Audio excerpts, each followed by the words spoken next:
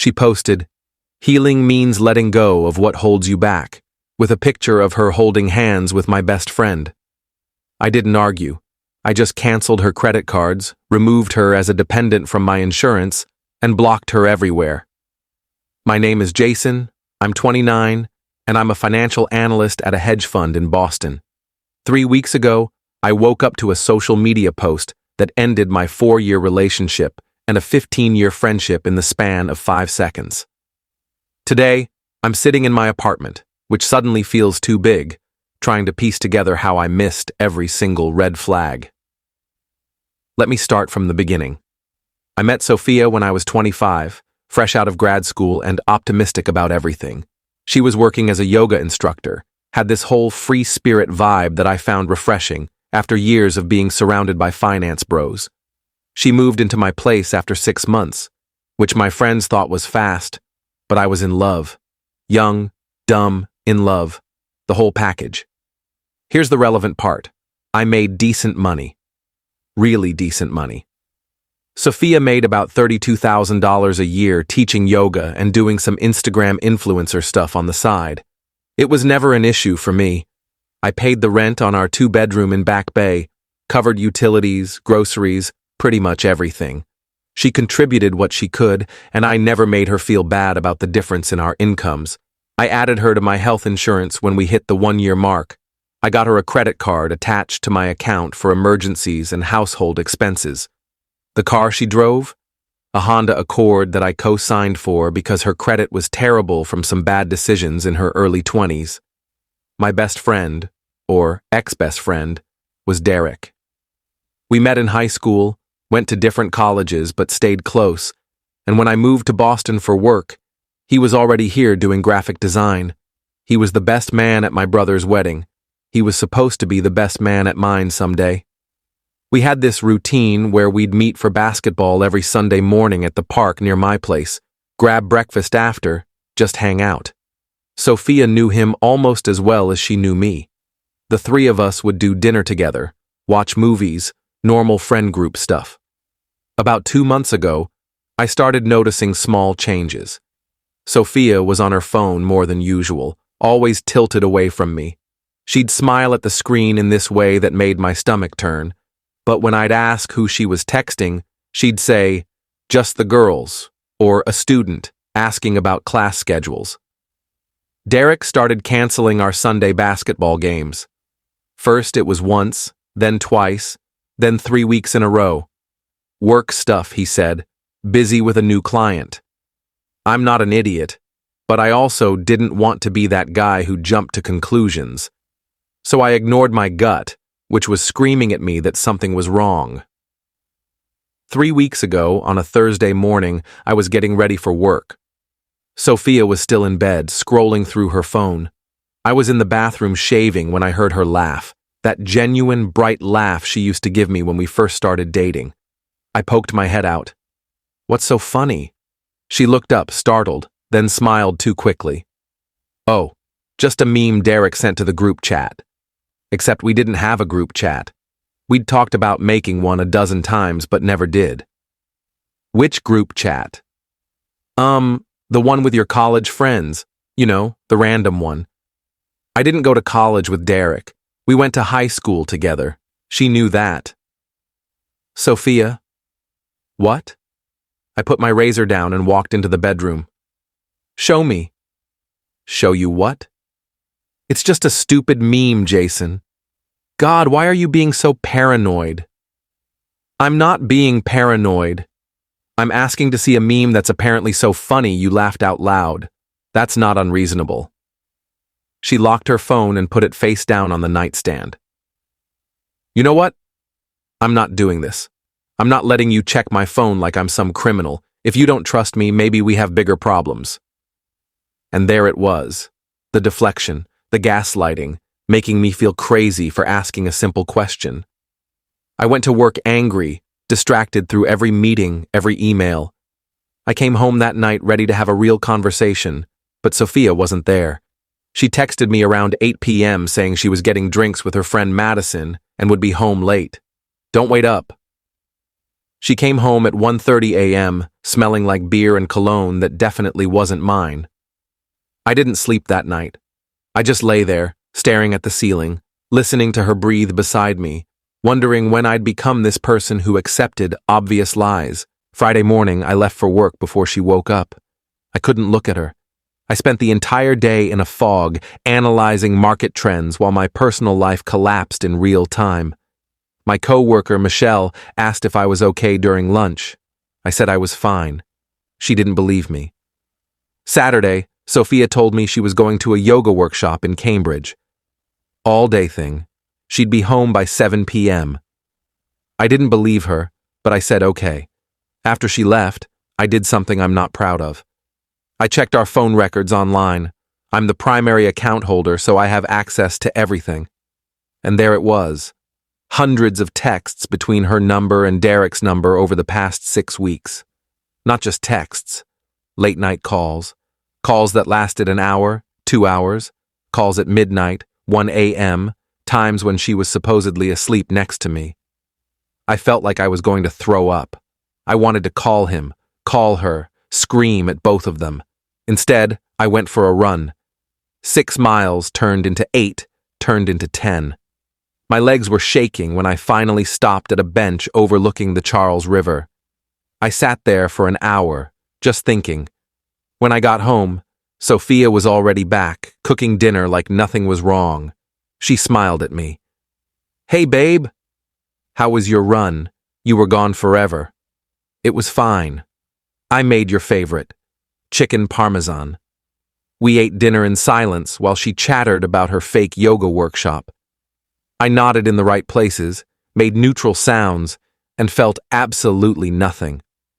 Sunday morning, I woke up to find Sophia already gone. There was a note on the kitchen counter. "Went for a hike with Madison. Back this afternoon. Love you." I knew she wasn't with Madison. I spent that Sunday doing something very specific and very deliberate. I logged into every account that had her name attached to it. I removed her as an authorized user on my credit card. I called my insurance company and started the process to remove her as a dependent. They said it would take effect in 72 hours. I changed the passwords on every streaming service, every shared account. I didn't touch the car yet because her name was on the loan too, but I made a note to call the bank on Monday. Then I waited. She came home around 6 p.m., glowing, happy, completely oblivious. We ordered takeout, watched a movie, went to bed. She fell asleep immediately. I didn't sleep at all. Monday morning, while I was at work, she posted it. Someone from my office saw it first and sent me a screenshot. Then another person sent it. Then another. It was an Instagram post. A picture of Sophia and Derek holding hands in front of some hiking trail I didn't recognize. The caption, "Healing means letting go of what holds you back." Sometimes the person you're meant to be with was right in front of you all along. Grateful for real love. I stared at that post for 5 full minutes. Not because I was heartbroken. I'd already grieved this relationship over the weekend. I stared because of the audacity. The sheer, breathtaking audacity of posting that while still living in my apartment, using my health insurance, carrying my credit card in her wallet. I didn't call her. I didn't text her. I didn't do anything dramatic. I blocked her on everything. Instagram, Facebook, phone number, email. Blocked Derek too. Then I sent a very polite email to HR confirming that I was removing Sophia Chen as my domestic partner from my health insurance, effective immediately. I called my credit card company and reported the authorized user card as lost, had them cancel it and send me a new one with a different number. Then I went back to work. I had 3 meetings that afternoon and I crushed all of them. Update 1, Sophia came home around 5 p.m. I was already there, sitting on the couch with a whiskey, watching the Celtics game. She walked in like she owned the place, which I guess she thought she did. "Jason, we need to talk." "No, we don't." "I know you saw the post. I wanted to tell you in person, but you were too busy letting Derek console you this weekend." "Yeah, I figured." She flinched. "It's not like that.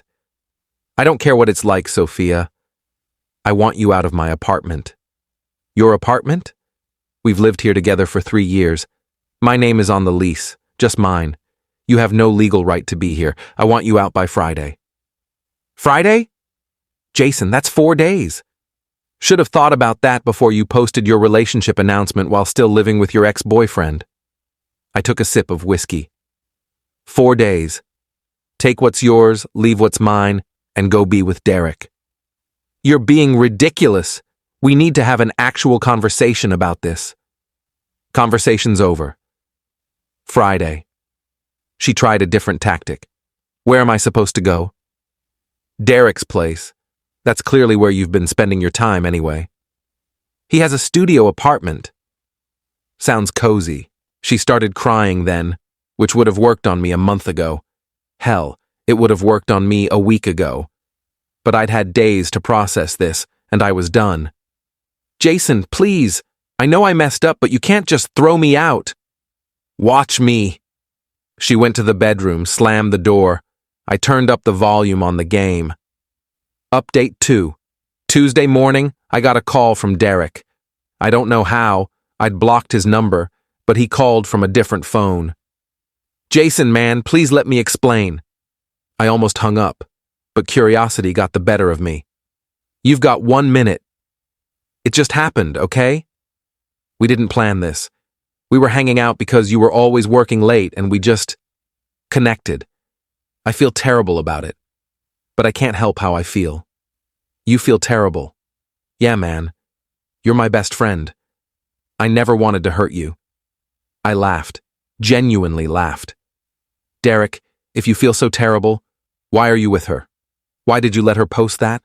Why didn't you tell me before I had to find out on social media? Silence. That's what I thought. Lose my number. I hung up. Wednesday, Sophia was still in my apartment. I'd been sleeping in the guest room, coming home late, leaving early. I was giving her space to pack, but she wasn't packing.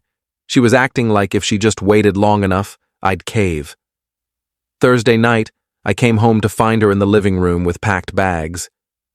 I'm leaving tomorrow, she said. Her eyes were red. But Jason, I need you to know. I do love you. I always did. This thing with Derek, it's real. But that doesn't mean what we had wasn't real, too. Do you need money for a security deposit somewhere? She blinked. What? For an apartment. Do you need help with the deposit? No. Derek and I are going to figure it out. Great. Make sure you leave your key on the counter. Friday morning, she was gone when I woke up. The apartment felt different immediately, lighter somehow. She'd left the key, taken her clothes, her yoga mats, her collection of self-help books. She'd also taken some of my stuff, a few books, some kitchen supplies, a framed photo of us that I wouldn't have wanted anyway. I spent that Friday evening doing absolutely nothing. Ordered pizza, drank beer, watched basketball. It was perfect. Update 3. 2 weeks went by. Quiet, peaceful weeks. I went to work, hit the gym, hung out with coworkers, went on a date with Michelle from accounting that went surprisingly well. I wasn't heartbroken. I was relieved. It felt like I'd been holding my breath for months and could finally exhale. Then, exactly 14 days after Sophia moved out, I got a text from a number I didn't recognize. Why is my car being repossessed? I stared at that text for a solid minute before I realized what had happened. See, here's the thing about that Honda Accord. I co-signed the loan. My name was on it, my credit was tied to it. But I'd been making the payments directly from my account every month because Sophia's finances were a disaster. She thought the payments were automatic from her account, but they weren't. They were coming from mine. And 2 weeks ago, when I closed all our shared finances, I'd canceled that auto pay too. She'd missed 2 payments. The bank had been calling her. I knew this because they'd called me too as the co-signer, and I'd simply told them she was handling it from now on. After 2 missed payments and no response to their calls, they'd started repossession proceedings. I typed out a reply. You missed 2 payments. The car was repossessed because you didn't pay for it. Her response came immediately. You were paying for it. You know I can't afford those payments. That was when we were together. We're not together anymore. Jason, that car is my only way to get to work. How am I supposed to teach classes without a car? Not my problem anymore, Sophia. You're being cruel. I'm being practical. The car loan was always supposed to be your responsibility. I was helping you because we were building a life together. You chose to end that life. Now you get to handle your own responsibilities. I can't afford this. Then you should have thought about that before you decided Derek was your soulmate. She called me 14 times over the next hour. I didn't answer. Then Derek called from his number, which I'd forgotten to keep blocked. Jason, man, this is messed up. She needs that car. Then you buy her one, Derek. You're her boyfriend now. That's your job. I don't have that kind of money. Yeah, neither did she, which is why I was paying for it. But I'm not paying for my ex-girlfriend's car anymore. Pretty simple math. You're being vindictive. I'm being responsible with my money. There's a difference. He hung up on me. Update 4. The texts didn't stop. Over the next few days, I got messages from Sophia's friends, her sister, even her mom, who I'd always actually liked. Her mom's text was the only one I responded to. Jason, I know what Sophia did was wrong, but leaving her without a car is harsh. She's my daughter and I love her, but I also know she made mistakes. Can you please help her get the car back? I wrote back, Mrs. Chen, I respect you a lot. But Sophia is 28 years old. She made an adult decision to leave me for Derek. Part of being an adult is handling the consequences of your decisions. I was paying for that car as a partner helping his girlfriend. I'm not her partner anymore. I'm sorry she's struggling, but that's between her and Derek now. She wrote back, I understand. Take care of yourself, Jason. That was the end of it from her family. But Sophia kept trying. She sent me a long email about how I was being financially abusive by cutting her off. She claimed that because we'd lived together for 3 years, I had a legal obligation to support her. I forwarded the email to a lawyer friend who literally laughed and said, She has no case. You were dating, not married. Tell her to kick rocks. Meanwhile, my life was actually getting better. Michelle and I went on a 3rd date. I got a promotion at work. Senior analyst, $30,000 raise. I started playing basketball again with some guys from the office. I wasn't spending $3,000 a month subsidizing someone else's life choices, so I was saving more money than I ever had. Derek posted something on social media about the real ones stick by you no matter what. I saw it because a mutual friend sent it to me, shaking his head. Apparently, Derek and Sophia's relationship was already rocky. Turns out when you build a relationship on betrayal and fantasy, reality hits pretty hard. Final update. It's been 6 weeks now since Sophia moved out. I heard through the grapevine that she's staying with Derek, and yeah, they're miserable. His studio apartment isn't big enough for 2 people and all her stuff. She's taking the bus to teach yoga classes, which means she can't teach as many because of the schedule limitations. Her income dropped by about 40%. She tried to get another credit card, but got denied because her credit score tanked after missing those car payments. Derek's apparently stressed because he's now financially supporting both of them on a graphic designer's salary, which is decent, but nowhere near enough for 2 people in Boston. Someone told me they got into a huge fight at a coffee shop last week about money. Meanwhile, I'm genuinely doing great. Michelle and I are taking things slow, but she's smart, funny, and here's the revolutionary part. She has her own career, her own apartment, and her own finances. We split checks. We take turns planning dates. She doesn't need me to fund her lifestyle. I ran into Derek's sister at Whole Foods 2 days ago. She apologized to me, said her brother was an idiot, and she'd told him that. She said Sophia keeps complaining about money, and Derek keeps complaining about how different Sophia is now that they're actually together. The fantasy wore off fast. I thanked her for the apology and moved on with my shopping. I'm not going to lie and say I don't think about Sophia sometimes. 4 years is a long time. But when I think about her now, I mostly feel grateful. Grateful that she showed me who she was before I married her, before we had kids, before I invested more years into someone who saw me as a bank account with occasional boyfriend benefits. That Instagram post, "Healing means letting go of what holds you back," ended up being true, just not the way she meant it. I let go of someone who was holding me back financially, emotionally, and mentally. And I've never felt freer.